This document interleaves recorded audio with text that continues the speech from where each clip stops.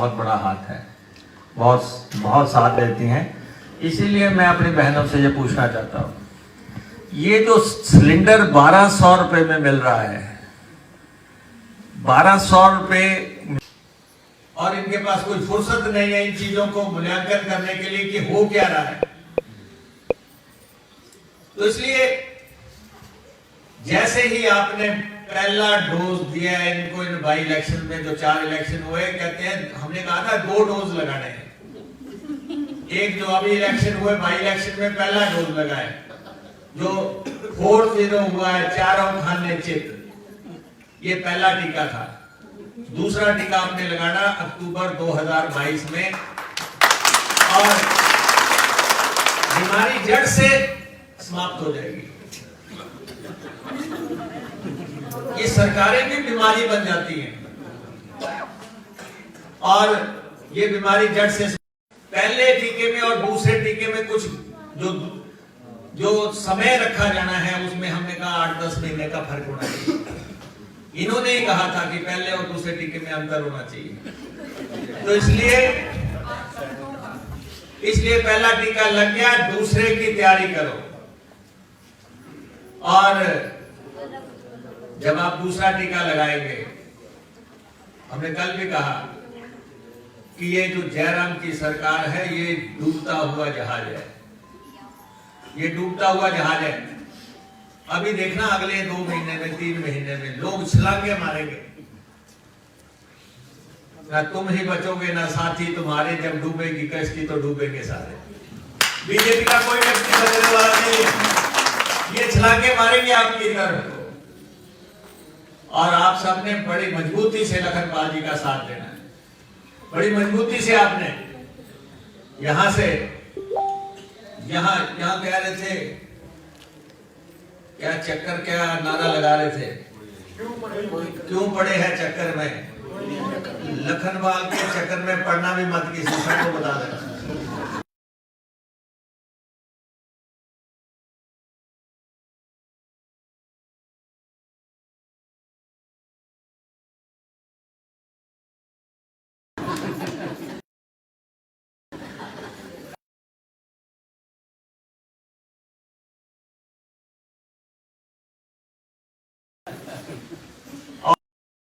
और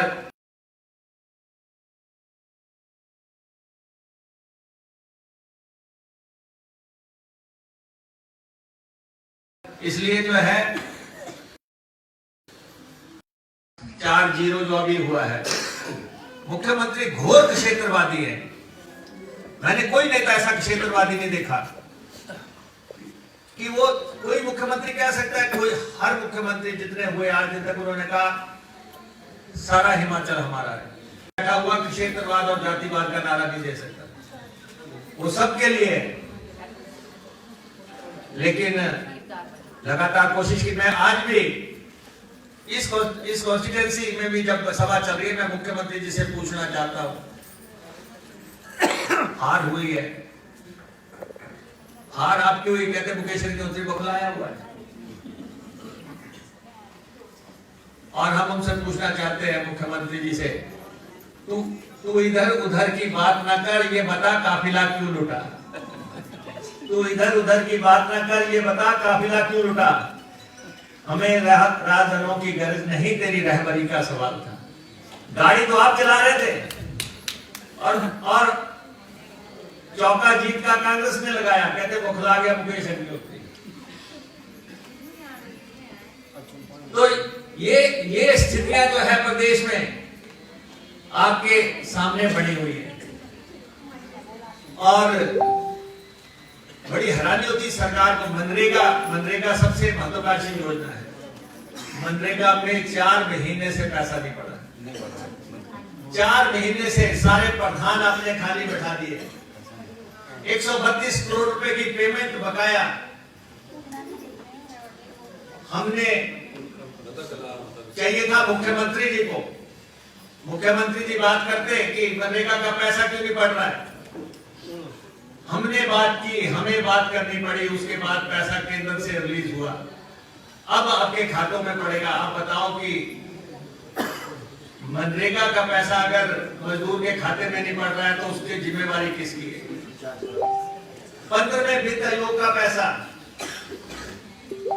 10-10 महीने हो गए, कहते जी डिजिटल सिग्नेचर हो रहे हैं, प्रधान के और सेक्रेटरी के दोनों के साइन हो रहे हैं और दोनों के जो है जो अंगूठे लग रहे हैं, वो ही सरकार मैच नहीं करवा पा रही। 10-10 महीने से 15वें वित्त आयोग का पैसा पंचायतों के खाते में नहीं जा रहा है। विकास कहां से होगा? काम कहां से होगा? पूरे प्रदेश में ऐसी स्थिति बनी हुई है, कोई किसी को कोई परवाह नहीं है। टांडा मेडिकल कॉलेज में सीटी स्कैन की मशीन 10 महीने से खराब है, 10 महीने से खराब है। मुख्यमंत्री जाके भी आगे तब भी खराब है। ये कह रहे हमीरपुर में भी खराब है, 1.25 साल से। ये देखना किसको है? और शिमला में भी मैं देखा था, शिमला की वाटर सप्लाई का टेंडर हुए 2 साल हो गए, 400 करोड़ रुपए का, अभी तक काम शुरू नहीं हो पाया। किसी को कोई परवाह नहीं है, कोई किसी को नहीं मान रहा है सरकार में। और आपका जिला तो मुझे लगता है उन्होंने नक्शे से ही हटा लिया है। यहां तो वो काम करने की जरूरत ही नहीं समझ रहे, आने की भी जरूरत नहीं समझ रहे। 4 साल हो गए आए नहीं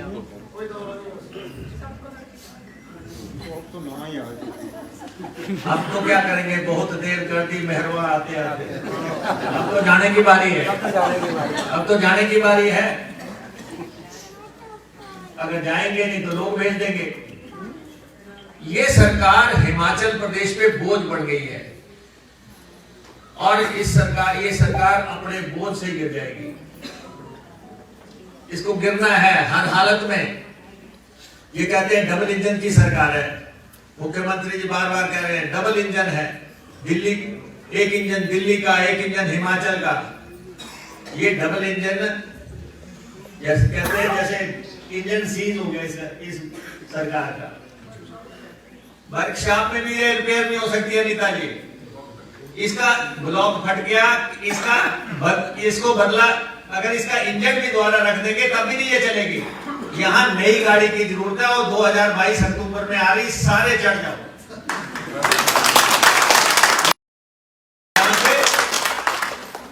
इंद्रदत्त लखनपाल की गाड़ी चल पड़ी है, जो चढ़ जाएगा फायदे में रहेगा। लखनपाल जी की गाड़ी जो है बड़ा सेफ ड्राइवर है, ये बड़े अच्छे ड्राइवर। जो इस गाड़ी पे चढ़ जाएगा अच्छा रहेगा।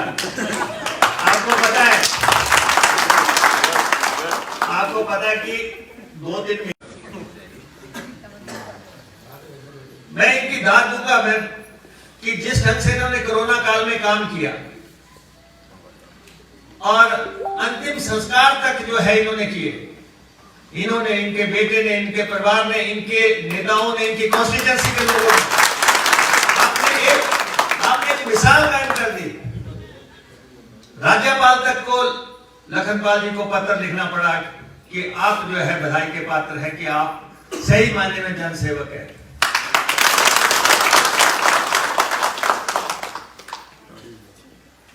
और एक एमएलए विधानसभा में इन पे उंगली उठा रहा था, वो मैंने कहा जाके रेत उठा, जाके बजरी उठा, जो तेरा काम है।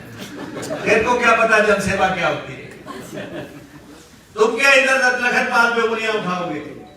एक बिल्कुल स्वच्छ छवि का व्यक्ति है हिमाचल प्रदेश कांग्रेस पे, जिसके चादर पे इतना सा भी दाग नहीं है। तो इसलिए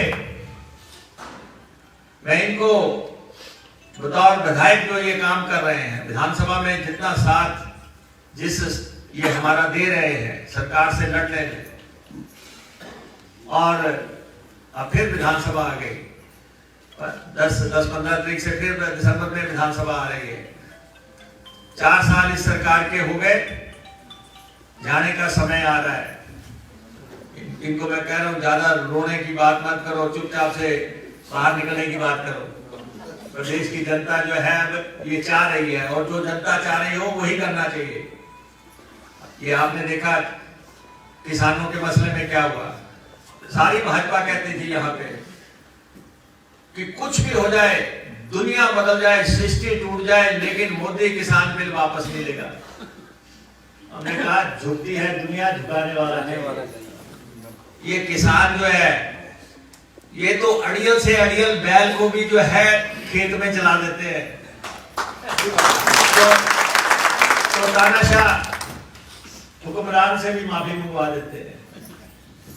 700 किसानों की मौत हुई, 700 किसान शहीद हुए इस दौरान।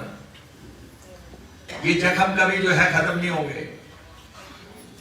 और ठीक कहा यहाँ पे जिला अध्यक्ष ने, ये उनके परिवारों को जो है मुआवजा भी मिलना चाहिए, नौकरियां भी मिलनी चाहिए।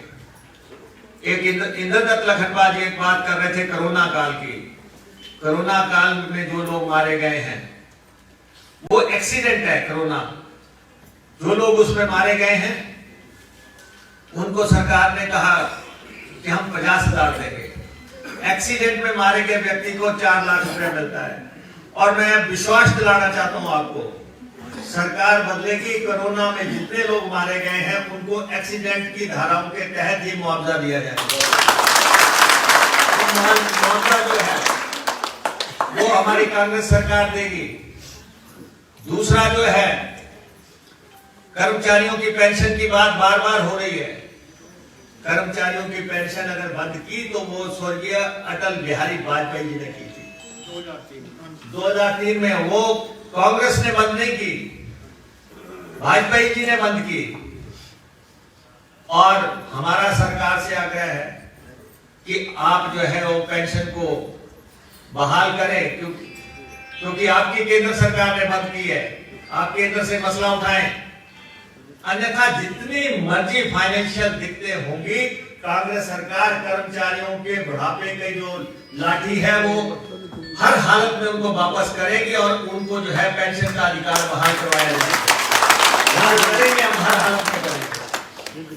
और थर्डली 35,000 जो है आउटसोर्स कर्मचारी हो गए हैं।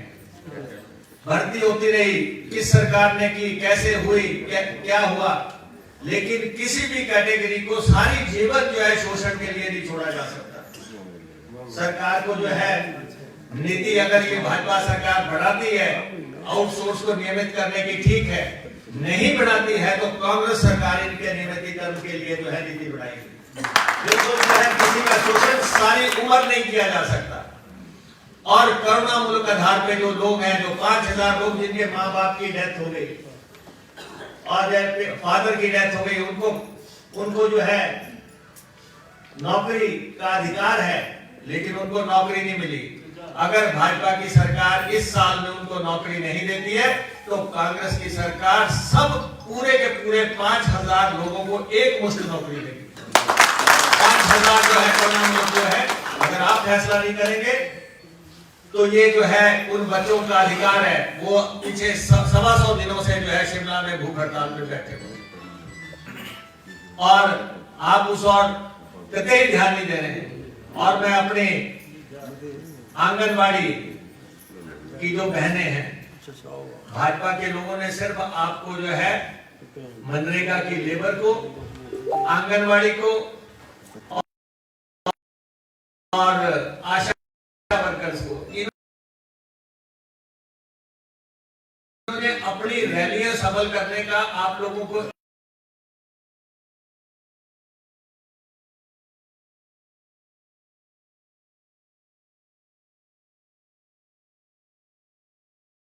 एक साधन बना लिया है। कहीं भी भाजपा की मीटिंग होती है, कहते हैं कि मनरेगा की वर्कर ले जाओ,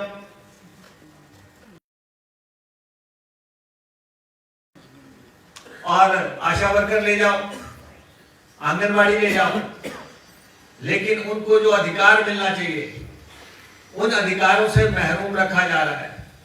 जो मनरेगा की दिहाड़ी बढ़ाई जानी है उस पर सरकार ध्यान नहीं दे रही है। और वो दिहाड़ी भी जो है कांग्रेस के समय में निश्चित तौर पर मनरेगा की दिहाड़ियां बढ़ाई जाएगी, जो पूरे राष्ट्र में या दूसरे राज्यों में है, उसके अनुरूप बढ़ाई जाएगी।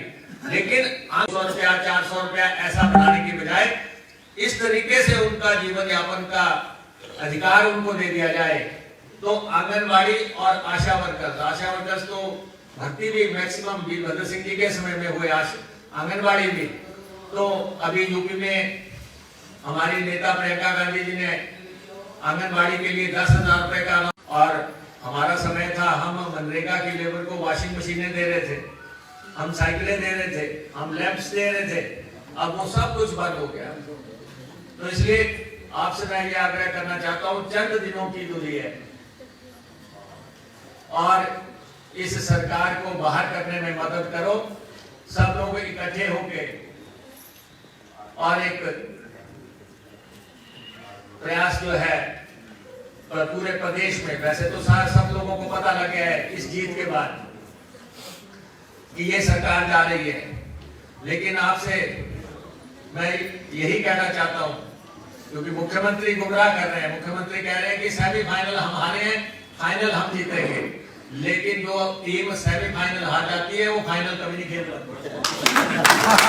फाइनल कभी नहीं खेल पाती। ये टीम जो है मुकाबले से बाहर हो चुकी है, इनको जाना है, इनको विदाई के लिए जो है आप मदद करें। और हमारे भाई इंद्रदत्त लखनपाल की जीत का हैट्रिक का सेहरा आप सब लोगों के सिर पे जाएगा। बहुत ही बेहतरीन कार्यकर्ता इस कॉन्स्टिट्यूएंसी के पास है, सब नेता लोग इनकी मदद कर रहे हैं और करना भी चाहिए, क्योंकि ऐसा नेता, ऐसा भाई बहुत कम मिलता है। किसी भी कॉन्स्टिट्यूएंसी को ऐसा व्यक्तित्व मिल जाए, ऐसा एमएलए मिल जाए। आप खुशकिस्मत है कि आपको इंदर भाई मिले हैं।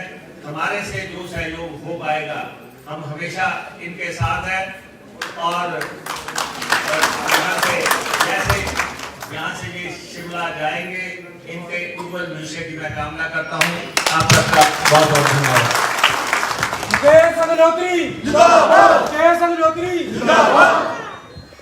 धन्यवाद माननीय